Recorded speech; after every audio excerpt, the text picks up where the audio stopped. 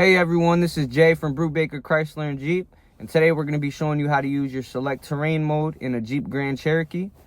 I'm in a 2025 Jeep Grand Cherokee Summer Reserve, and first we're going to be showing you each mode and how to switch between them, and then we're going to be showing you when to use these modes and what they do to your vehicle.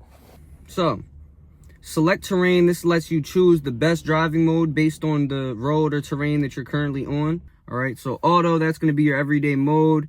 It automatically balances performance and efficiency for normal driving on most roads. Your snow mode, this helps on slippery surfaces. The Jeep starts off in second gear to reduce wheel spin and adjust throttle and ABS to keep you planted on snow or ice and conditions like that.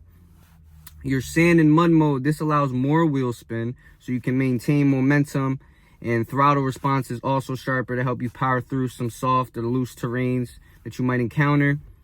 And we also have rock mode. This is built for slow terrain, technical off-roading. It maximizes traction, and you must be in neutral to put your Jeep in this mode, and then four-wheel drive low also. So this raises air suspension if you have that equipped in your vehicle, and smooths out throttle and gear changes for crawling over rocks.